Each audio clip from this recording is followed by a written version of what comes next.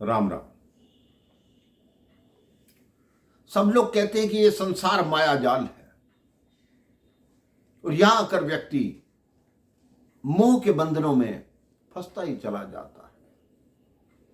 कितना भी प्रयास कर ले लेकिन उन बंधनों से निकल नहीं पाता। किसी नगर में एक व्यक्ति की अनाज पीसने की चक्की थी। वो चक्की पे दाने पीसता और बोलता, इस जीवन से तो मौत ही अच्छी, इस जीवन से मौत ही अच्छी। एक दिन वहां से एक साधु निकल रहे थे। जब उसने उस सेठ की बात सुनी तो सोचा कि यह व्यक्ति बहुत दुखी है, इससे मिलता हूं। साधु ने जाकर, सेठ जी आप बहुत दुखी लगते हैं, मेरे पास ऐसी विद्या है कि मैं आपको सीधा स्वर्ग ले जा सकता हूं, कहो तो चलें। सेठ ने कहा, मैं स्वर्ग में कैसे जा सकता हूं, अभी मैंने दुनिया में देखा ही क्या है, अभी तो मेरी संतान तक नहीं है, मेरी संतान हो जाए फिर आपके साथ चलने को तैयार। साधु ने कहा, जैसी आपकी इच्छा। साधु 5-7 साल के बाद लौट कर आए तो देखा सेठ के 2 पुत्र हो चुके थे और सेठ उसी चक्की पर खड़ा था। साधु ने कहा, अब तो संतान की प्राप्ति हो गई, अब चलो स्वर्ग में ले चलता हूं। सेठ ने कहा, अभी तो बच्चे छोटे हैं, वो पढ़ लिख जाएं, बड़े हो जाएं, तब मैं आपके साथ चल दूंगा। अब साधु लगभग 10-12 वर्ष बाद फिर वहीं पे आए। उन्होंने देखा कि बच्चे तो खड़े हैं लेकिन सेठ नहीं। बच्चों से पूछा कि सेठ जी कहाँ है? बच्चों ने बताया कि सेठ जी स्वर्ग से धार गए।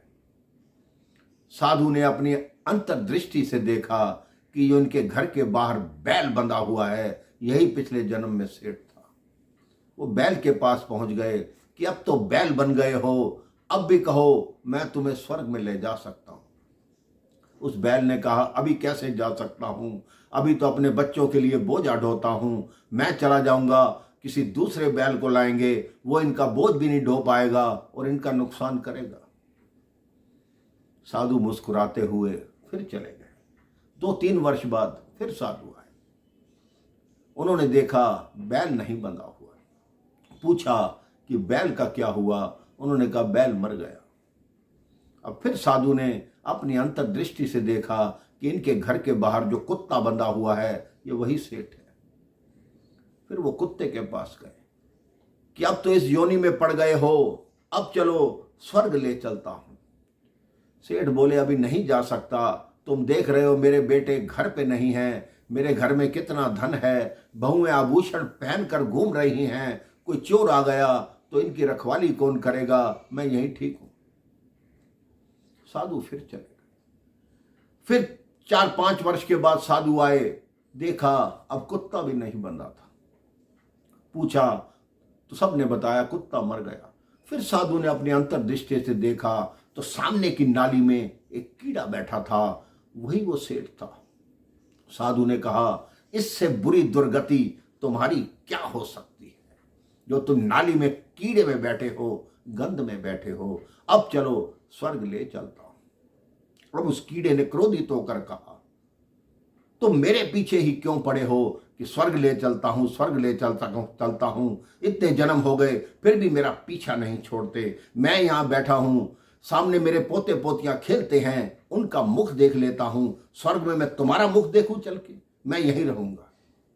साधु मुस्कुराकर चले गए।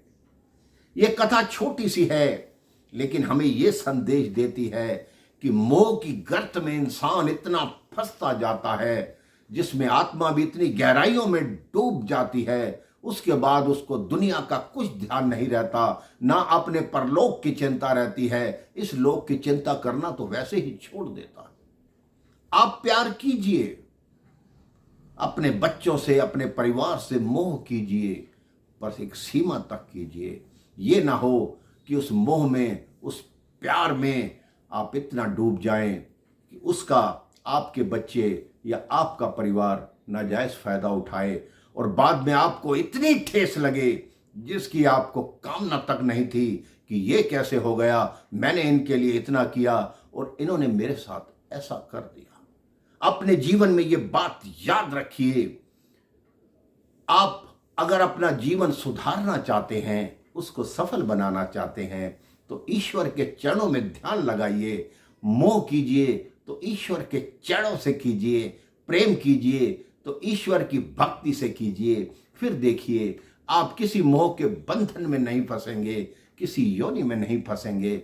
सीधा परमात्मा से मिलन होगा, वही आपके रखवाले होंगे, वही आपके पालनहार होंगे। राम राम, जय श्री राम।